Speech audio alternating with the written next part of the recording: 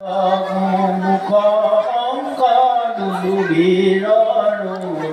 নৈনাভ হীৰম দৃশ্যাৱলীয়ে এতিয়া মুখৰিত কৰি তুলিছে নামচুঙে সাধু গাঁৱৰ বৰনামঘৰ। নামঘৰৰ ভিতৰ ভাগৰ দৃষ্টিনন্দন অপৰূপ শোভাই এতিয়া বিশেষ তাৎপৰ্য বহন কৰিছে।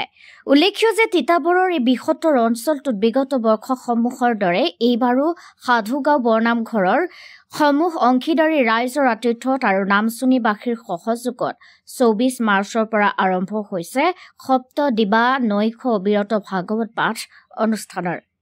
আধ্যাত্মিকতাৰে ভৰপূৰ অঞ্চলটোত এতিয়া ভাগৱতৰ মধুময় সুৰৰ গুঞ্জনে প্ৰতিগৰাকী ব্যক্তিৰে মন মুগ্ধ কৰি তুলিছে।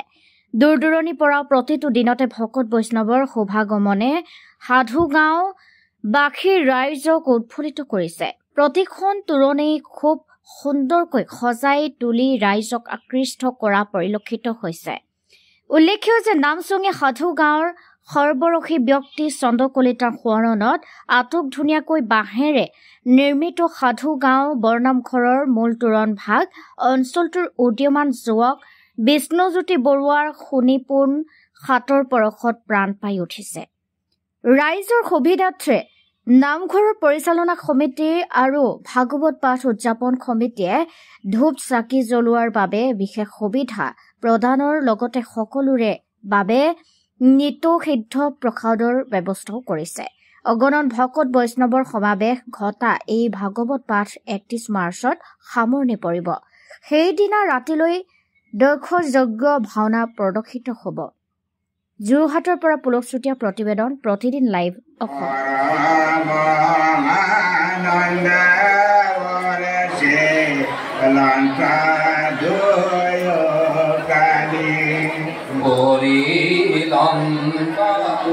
যেহি পাবে তাত মহাতুষ্ট হৈ মন তেবে বিপৰতে যাহে অনুষ্ঠান অসম তোহে সমষ্টি দুগ্ধ ভিতৰ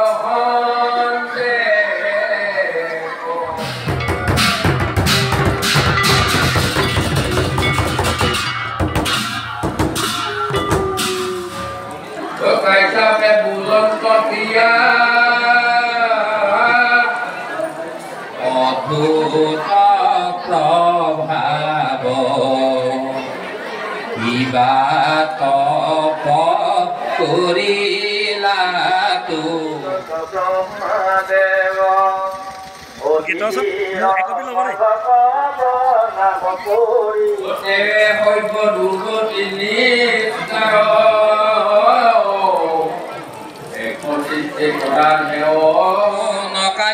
কেনে বুদ্ধি হইলা ঈশ্বৰমূত পৰে নাহি কয় সাকু দীপ পৃথিৱী দিবাক পাৰুদান প্ৰশংসা বচনে কৰ সংহাৰ কৰিয়াই কথান পৰম আনন্দে লজ্জপতি কৰে দান অশাস্ত্ৰধন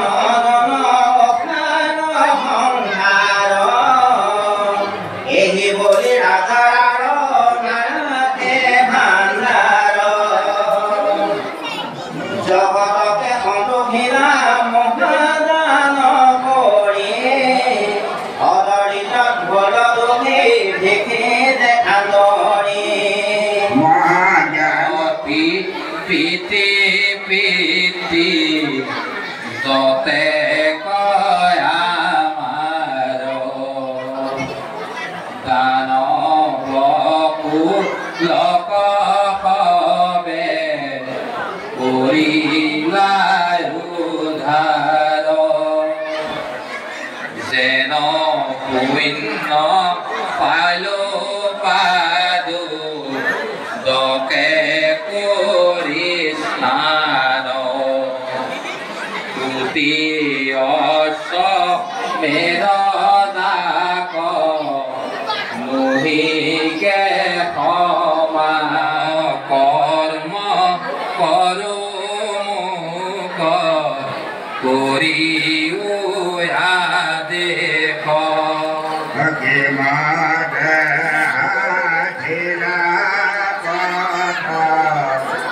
Oh, কৰি জীৱা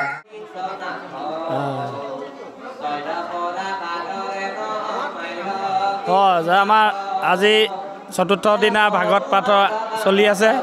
প্ৰত্যেক দিনা আমাৰ প্ৰায় 1000-1200 ভক্তই আমাৰ নামঘৰত প্ৰৱেশ কৰিছে আৰু সকলোকে সুন্দৰভাৱে অভ্যৰ্থনা আমি কৰিবলৈ ব্যৱস্থা কৰিছোঁ।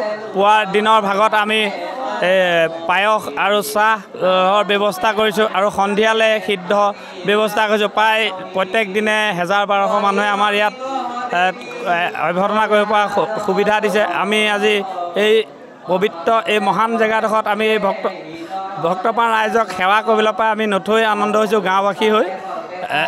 আমাৰ সাধুগাঁও বৰনামঘৰ সকলো ৰাইজে আমি প্ৰায় প্ৰত্যেক দিনে 1000-1200 অতিথি আপ্যায়ন কৰিবলৈ চেষ্টা কৰিছোঁ। কোনো কুটি ৰখা নাই। যিমান পাৰিছোঁ আমি সকলোৱে আমাৰ এই কাৰ্যসূচীত গাঁৱৰ সকলো যুৱক যুৱতী সকলোৱে সহযোগিতা আগবঢ়াই আছে। আমাৰ এতিয়া প্ৰায় 800-900 ভক্তৰ আমাৰ সিদ্ধ ব্যৱস্থা কৰা হৈ আছে আৰু এতিয়া চলি থাকিব আৰু 3 দিন আছে। 3 দিনত আমি ভাবিছোঁ আৰু আমাৰ ভক্ত ৰাইজ বৈষ্ণৱবৃন্দ আৰু সমাগম বাঢ়িব। তাৰ বাবেও আমি সাজু হৈ আছোঁ, যাতে ৰাইজক আমি এই যোগেদি আমন্ত্ৰণো জনাইছোঁ, আহক আমাৰ ভাগৱতস্থলীলৈ আহি আমাক উৎসাহ জনাওক। ধন্যবাদ। নমস্কাৰ। আমাৰ সাধুগাঁও বৰনামঘৰৰ আমি যি অবিৰত ভাগৱত পাঠ আয়োজন কৰিছিলোঁ যোৱা চ'ত মাহৰ 10 তাৰিখ ইংৰাজী 24 মাৰ্চৰ পৰা আমি অনুষ্ঠিত কৰিছোঁ। ইয়াত আমাৰ বিপুল সংখ্যক ভক্তপ্ৰাণ ৰাইজৰ যথেষ্ট সহায় পাইছোঁ। তাৰ কাৰণে মই সকলোলৈকে আন্তৰিকভাৱে ধন্যবাদ জনাইছোঁ। আৰু আগন্তুক আমাৰ আৰু 4 দিন আছে। এই 4 দিনতো সকলো ভক্তপ্ৰাণ ৰাইজক আমি সাদৰেৰে আমন্ত্ৰণ কৰিছোঁ, যাতে আমাৰ এই অনুষ্ঠানটি সফল হোৱাত সকলোৱে সহায় কৰে। আমি নথৈ কৃতজ্ঞতা হ'ম। আমাৰ এই অঞ্চলত বিশেষকৈ নামচুঙি অঞ্চলৰ অন্তৰ্গত সাধুগাঁও বৰনামঘৰত আমি যি ভাগৱত পাঠ অনুষ্ঠিত কৰিছিলোঁ, সেই ভাগৱত পাঠত বিপুল সহায় পাইছোঁ সকলো ৰাইজৰ। বিভিন্ন দিশৰ পৰা পূব পশ্চিম উত্তৰ দক্ষিণ 4টা দিশৰ পৰা সকলো ভক্তপ্ৰাণ ৰাইজ আহি আমাক যি আনন্দ উৎসৱ দান কৰিছে, আমি সকলোলৈকে আন্তৰিকভাৱে ধন্যবাদ জনাইছোঁ। আমাৰ এই অঞ্চলত এই ভক্তপ্ৰাণ ৰাইজৰ সমাগম হোৱাটো আমাৰ এক ঐতিহাসিক গৌৰৱ বুলিয়ে ক'ব লাগিব। যিহেতু এই অঞ্চলত আজি আমি যিটো অনুষ্ঠান কৰিছোঁ এইটো আমি এতিয়ালৈকে উপভোগ কৰি পোৱা নাই। আমি সগৌৰৱে ক'ব পাৰোঁ আমাৰ নামচুঙি অঞ্চলৰ ভিতৰত আমি সকলোৰে ওচৰত কৃতজ্ঞ। নমস্কাৰ।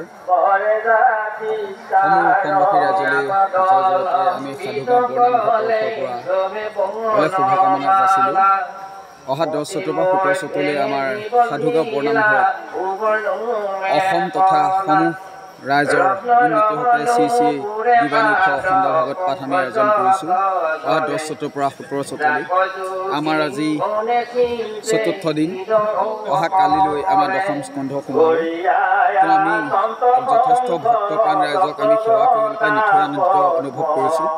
আমি বিচাৰিছোঁ সমূহ ৰাইজ আহক আমাৰ সাধুগাঁও বৰনামঘৰত একাজলি আশীৰ্বাদ গ্ৰহণ কৰি আমাৰ যি অখণ্ড ভাগৱত পাঠ আমি আয়োজন কৰিছোঁ সেই অখণ্ড পাঠৰ আশীষ লৈ সকলো অসমবাসীৰ মংগল কামনা কৰোঁ। আৰু আমাৰ যি 17 চ'তত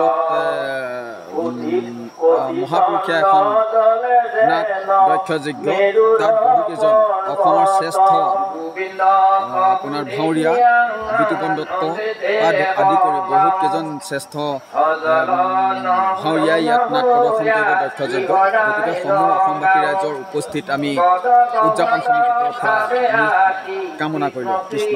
আৰু আমাৰ চবতকৈ আমি গৌৰৱ অনুভৱ কৰিছোঁ যি আধুনিকতাৰ দিনত আমি আধুনিকতাক চেৰ পেলাই আমাৰ গাঁৱৰ এজন স্থানীয় যুৱক বিষ্ণুজ্যোতি বৰুৱা তেখেতৰ হাতৰ পৰশত এখন আমি মূল পুৰণ এখন সুবৰ্ণত চন্দ্ৰকলিতা সুবৰ্ণত আমাৰ বিষ্ণুজ্যোতি বৰুৱা মোৰ লগত আছে বিষ্ণুজ্যোতিৰ হাতৰ পৰশত এখন মূল পুৰণ আমি সুন্দৰভাৱে এখন মানে আৰ্হিত লগাবলৈ সক্ষম হ'লোঁ আমি বিচাৰিছোঁ অসমবাসী ৰাইজক যাতে কাৰোবাক যদি প্ৰয়োজন হয় আমাৰ বিষ্ণুজ্যোতি বৰুৱাজনৰ লগত যোগাযোগ কৰক আৰু এখন ভাগৱতত নতুনত্বক আদৰি পুৰণাক আদৰি এখন নতুনত্ব মানে গাঁৱলীয়া নিভাজ আকৃতিত এখন গেট পূৰণ ল'বলৈ সক্ষম হ'ব ধন্যবাদ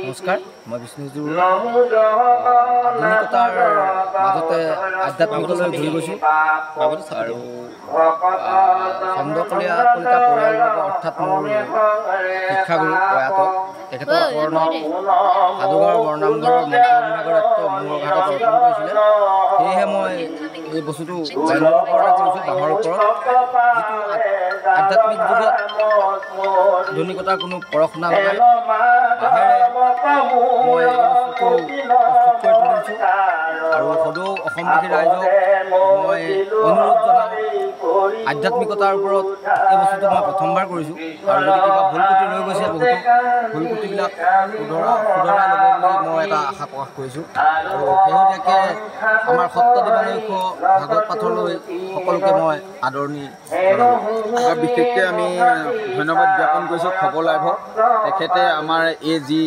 অখণ্ড ভাগত দিবানৈক্য অখণ্ড ভাগত পাঠ চলি আছে তেখেতলোক আহি পিনে আমাৰ এটা সুন্দৰ বাতাবৰণ দেখিবলৈ পাইছে আৰু আমি চবকে মানে যিখিনি হৈ আছে অখণ্ড ভাগত আমাৰ চাকি বন্তি দিয়া আমাৰ কাৰ্যালয় যিখিনি আছে আৰু আমি সামগ্ৰিক পৰিৱেশটো আমাৰ খবৰ লাইভক দেখুৱাবলৈ গৈছোঁ বহুত সহায় আমি ইতিমধ্যে পাবলৈ সক্ষম হৈছোঁ তেখেতলোকে আমাৰ সামগ্ৰিক পৰিৱেশটো দেখুৱাবলৈ